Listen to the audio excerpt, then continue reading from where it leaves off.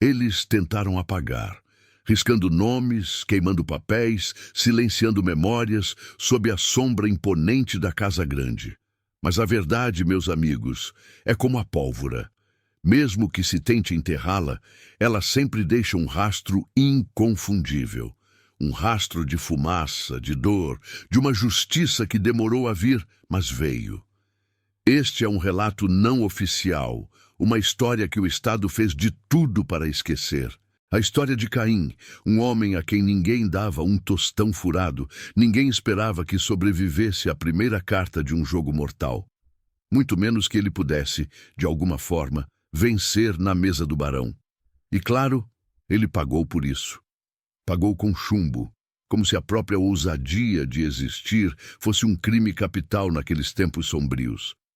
Uma dívida de sangue que não era dele, mas que recaía sobre seus ombros como um fardo pesado.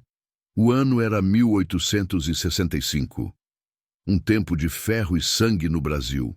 A Guerra do Paraguai, uma besta insaciável, devorava homens aos milhares, cuspindo-os de volta em caixões ou, pior, em silêncios eternos. Ninguém estava seguro, nem mesmo nas fazendas mais remotas do Império. As ordens de alistamento forçado desciam das capitais, alcançando cada lugarejo, cada propriedade rural. Uma cota de sangue que precisava ser cumprida. Uma lista macabra de nomes que seriam arrastados para o inferno, quisessem ou não. O barão de Guaratiba, um pilar da oligarquia local, um homem cujo poder parecia se estender até onde a vista alcançava, tinha um problema de berço. Seu herdeiro, o filho que deveria levar seu nome e fortuna adiante, era um rapaz fraco, doente, incapaz de sequer imaginar o fronte. Um nome na lista, um corpo que jamais retornaria. Mas a cota de sangue do barão precisava ser preenchida. E ele tinha em sua propriedade centenas de homens que, para ele, eram apenas peças de um tabuleiro. Foi então que Caim, um de seus escravizados, entrou em cena. Um homem de visão estratégica afiada, de uma inteligência que era quase um segredo e de uma resistência brutal. Caim se viu arrastado para o inferno, não como Caim, o homem, mas como o substituto sem nome, uma sombra destinada a morrer por uma família que o via, acima de tudo, como propriedade. Um sacrifício conveniente, um número a menos, uma promessa de alforria. Um pedaço de papel mal escrito, rasurado, que parecia mais um insulto do que uma esperança. Aquela era sua única moeda de troca, uma falsa liberdade, um bilhete de ida para a morte, carimbado com a hipocrisia de um barão. A indignação, meus amigos, é um fogo silencioso. Ela queima por dentro sem fazer fumaça, e assim queimava em Caim, enquanto a vila inteira assistia àquele espetáculo de crueldade disfarçada de benevolência. Ninguém, absolutamente ninguém, apostava em Caim. Aposto que ele desiste na primeira carta, diziam. É só mais um corpo negro para ser moído, sussurravam. Eram ecos da verdade brutal daquele tempo, um eco que reverberava nos corredores da Casa Grande e nas ruas empoeiradas da vila. Caim seria apenas mais um dos milhares de anônimos nas trincheiras de Humaitá, na lama dos pântanos do Paraguai, sob o sol impiedoso que cozinhava a febre, a fome e a esperança. Os campos de batalha não eram feitos para heróis, mas para abatedouros. A tensão era palpável em cada marcha exaustiva, em cada emboscada na mata fechada, onde o inimigo invisível ceifava vidas sem aviso, sem piedade. O ar pesado, o cheiro de pólvora e suor, o som constante de passos e o silêncio repentino que era ainda mais assustador. Mas Caim, o escravizado que deveria ser apenas um número, observava. Ele não tinha formação militar, não tinha privilégios, mas tinha algo que muitos generais não possuíam: instinto. Ele mapeava o terreno com uma memória cartográfica que parecia inata. Ele lia os movimentos inimigos antes mesmo que a ordem de ataque chegasse aos seus superiores. Antes que o perigo se materializasse, Caim já o havia decifrado.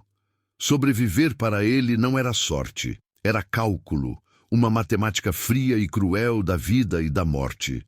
Ele não tinha patente, não usava insígnias, mas seus homens o seguiam, não por ordens, mas por um instinto primitivo de sobrevivência que os guiava até ele.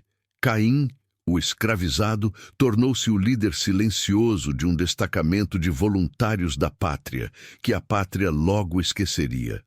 Suas táticas eram improvisadas, nascidas da necessidade.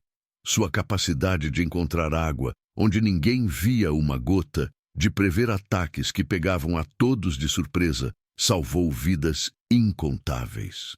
Vidas que generais de alto escalão, com seus mapas e estratégias complexas, não conseguiram proteger. Ele trouxe de volta mais homens do que qualquer outro comandante de sua patente informal. Um triunfo improvável, uma condecoração silenciosa gravada não no metal, mas na lealdade inabalável de seus companheiros. Mas a guerra para Caim não terminou quando os tiros cessaram. O inimigo verdadeiro, o mais perigoso de todos, esperava por ele em casa. Você que me assiste deve estar se perguntando como alguém, um homem visto como propriedade, pode desafiar o poder de um barão. Como Caim, que mal tinha um nome, ousou voltar para cobrar uma promessa. A resposta está em cada detalhe que tentaram apagar. E você precisa assistir até o final para entender a magnitude dessa coragem. Nos comentários, de 0 a 10, que nota você daria para a crueldade do barão e para a coragem de Caim antes mesmo de saber o que ele realmente fez? Deixe sua nota e se inscreva no canal para desvendar conosco os segredos que a história tentou esconder. Caim voltou. Não como o escravizado que partiu para as trincheiras de Humaitá, um corpo a ser esquecido na lama e no sangue. Ele regressou como um veterano calejado, um sobrevivente, um herói de guerra que ninguém queria ver de volta. A vila o viu com uma mistura de reverência e medo. Seus olhos, antes cheios de submissão, agora carregavam a memória de batalhas, a dureza de quem enfrentou a morte e voltou para contá-la. Ele era um lembrete vivo de algo que muitos preferiam esquecer. Sua presença era um eco incômodo de um passado que deveria ter sido devorado pela guerra. Os sussurros corriam pelas ruas de terra batida, carregando a lenda do homem que trouxe seus companheiros de volta contra todas as probabilidades. Mas para o barão de Guaratiba, o retorno de Caim não era um milagre, mas uma maldição. Era um pesadelo que havia ganhado carne e osso.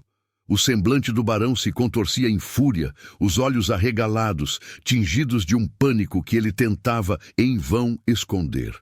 Aquele homem, aquele escravizado que deveria ter sido apenas um número a menos no registro de propriedades, um nome riscado na lista de alistamento, agora era uma ameaça viva, uma mancha na reputação de sua família. A alforria de Caim, prometida e assinada às pressas no calor da necessidade, havia desaparecido, como fumaça ao vento.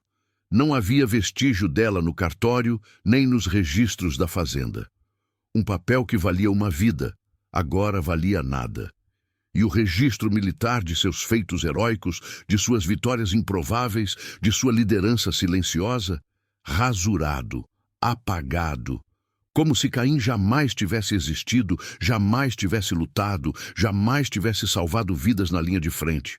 Um escândalo iminente. Uma vergonha nacional que precisava ser contida antes que a verdade viesse à tona, antes que o império soubesse da farsa. O sistema, aquela máquina invisível de poder e silêncio, começava a agir. Uma ordem secreta foi emitida, não para prender Caim, não para julgá-lo, mas para silenciá-lo de uma vez por todas, transformá-lo novamente em um número, mas desta vez um número que não respirava. Caim percebeu o cerco. Ele sentiu o cheiro da armadilha se fechando. A dívida de sangue não era dele, mas dos que o traíram. E ele sabia que a única maneira de sobreviver era provar a verdade, antes que a verdade o matasse. Ele não era mais o escravizado submisso. A guerra havia forjado nele uma determinação de aço, uma mente que via os perigos e planejava a contramedida. A caçada havia começado, mas Caim não era a presa fácil que eles imaginavam. A sorte, ou talvez o destino, lançou a primeira peça do quebra-cabeça. A confissão de um ex-soldado moribundo, um dos homens que Caim havia salvado na guerra, chegou aos seus ouvidos como um sussurro fantasma. "Procure a medalha, o chumbo, dentro", balbuciou o homem, antes de dar seu último suspiro. E ali estava, uma carta escondida no forro de uma medalha de chumbo, pesada e fria na palma da mão de Caim. Na carta, uma revelação, um selo oficial, um brasão que não deveria estar ali, em um documento que deveria estar nas mãos do barão. Um fragmento de papel que abria uma cratera de perguntas, cada uma mais profunda que a anterior. Cada fragmento de prova era um passo. Cada resposta, no entanto, abria outra pergunta, ainda maior, ainda mais perigosa. Quem mais estava envolvido no apagamento histórico de Caim? Quem mais lucrava com seu desaparecimento forçado? O coronel local, o juiz de paz da comarca, cujas mãos pareciam limpas, mas cujos bolsos estavam cheios de segredos? A teia de poder era complexa, intrincada, e se estendia muito além dos muros da fazenda do barão. Caim sabia que estava sozinho contra um império de mentiras, mas ele também sabia que a verdade, por mais que tentassem enterrá-la, sempre encontra um caminho para a luz, e ele estava determinado a ser esse caminho, custasse o que custasse. Aquele homem que havia sobrevivido à guerra agora enfrentava uma batalha ainda mais traiçoeira, uma batalha silenciosa contra um inimigo invisível, com tentáculos por toda parte. E a cada nova pista, a cada novo nome que surgia, a teia se revelava mais densa e mortal. A medalha de chumbo era apenas o começo. Ele precisaria de mais, muito mais, para derrubar uma estrutura tão antiga e tão enraizada na injustiça. E o tempo estava se esgotando, a cada passo que ele dava na busca por sua verdade. A caçada havia se intensificado, mas Caim não fugia. Ele caçava. Com a medalha de chumbo e a carta oculta em mãos, ele sabia que tinha o primeiro fio da meada. Mas derrubar um barão, um pilar da sociedade, exigia mais do que uma única prova. Exigia uma teia de verdades inquestionáveis. Dias viraram noites de busca incansável. Caim se moveu como uma sombra, revisitando velhos cartórios empoeirados, desvendando segredos em registros paroquiais, falando com ex-soldados que, como ele, guardavam as cicatrizes e as memórias da guerra. Cada sussurro, cada data desencontrada, cada nome duplicado era um fragmento de sua liberdade. Ele encontrou o juiz de paz, um homem que parecia intocável, mas cujo passado estava atrelado ao barão por favores e medos. Caim apresentou a ele a carta da medalha, o sinete que não batia com a data, a rasura no registro de alforria. O suor frio escorria na testa do juiz. "O barão não pode... ele não permitiria", balbuciou o juiz, os olhos evitando os de Caim. Mas a verdade em seu olhar era clara. Ele sabia, e aquele medo agora não era mais só do barão, mas da inevitável revelação que Caim representava. O coronel local, um homem de terras e influência, também foi confrontado. Caim não tinha medo. "Aqueles que me seguiram", disse Caim, "foram homens, coronel, não números, e seus nomes ainda vivem nas memórias de suas famílias. O que dirá a sua pátria sobre isso?" O confronto final não seria nas trincheiras, na lama da guerra. Seria ali, na própria Casa Grande, o símbolo do poder do barão. Um julgamento informal, mas público, fora dos livros, mas gravado para sempre nas pedras da memória. O barão havia convocado uma reunião de notáveis, um conselho de iguais, para resolver a questão Caim. Era a última cartada do barão, uma tentativa de silenciar Caim de uma vez por todas, sob o peso da legitimidade local. Ele acreditava que, diante de seus pares, Caim seria apenas um escravo insolente, facilmente descartável. Mas a arrogância, meus amigos, é uma névoa que cega os olhos para a ruína iminente. Caim entrou na sala. O silêncio era ensurdecedor.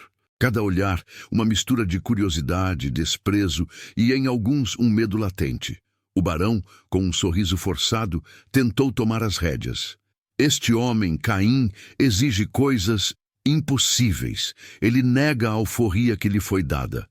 Caim permaneceu calmo. Sua voz, grave e firme, ecoou pelo salão. Fui prometido liberdade em troca de minha vida.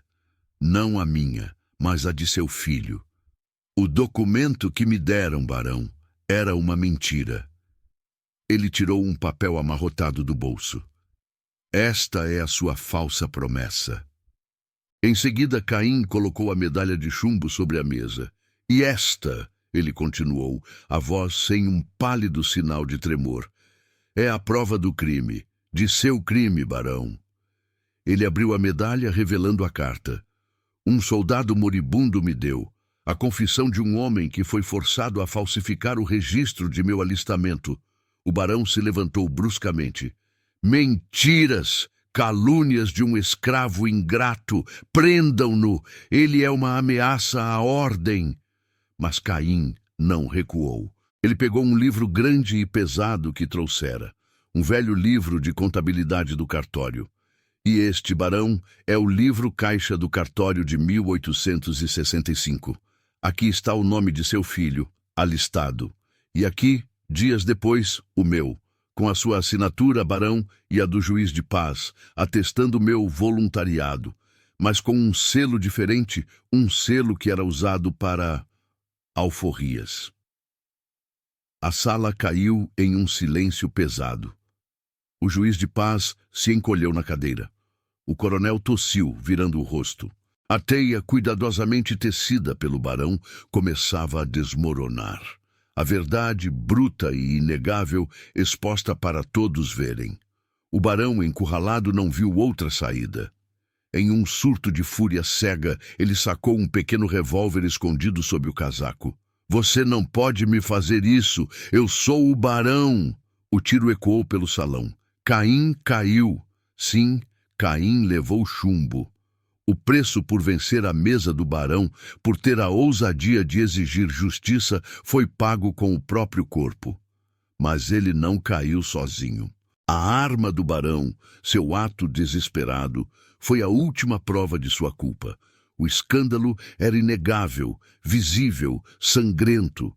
A cena de um homem ferido por exigir sua alforria, por revelar a fraude da guerra, por expor a corrupção do poder, foi demais até mesmo para a sociedade da época. O barão foi detido, seu nome manchado para sempre. Caim, ferido, mas vivo, sobreviveu. O chumbo o atingiu, mas não o silenciou. As provas que ele reuniu, a coragem que demonstrou, não puderam mais ser ignoradas. Sua história foi contada, sua alforria foi finalmente reconhecida, com o devido selo e registro. O barão de Guaratiba, cujo nome um dia foi sinônimo de poder, desmoronou em desgraça. Seus bens foram investigados, sua reputação destruída, sua influência evaporada como névoa ao sol. A justiça, para ele, chegou na forma de vergonha pública e ostracismo. Caim, o homem que ninguém esperava que vencesse, provou que a verdade, por mais que se tente apagá-la, sempre encontra um caminho. Sua história se tornou um sussurro de esperança, um farol de justiça em tempos sombrios. Uma lembrança de que nem todos os heróis são celebrados em estátuas, mas que suas lutas ecoam para sempre. E assim, o nome de Caim, uma vez riscado, foi gravado para sempre. Não apenas nos registros oficiais, mas na memória daqueles que buscam a verdade por trás dos véus da história. Se esta história de coragem e justiça tocou você, deixe sua nota de 0 a 10 nos comentários. E se você acredita que algumas verdades merecem ser desenterradas, inscreva-se no canal para continuarmos revelando os segredos que o tempo não pôde apagar.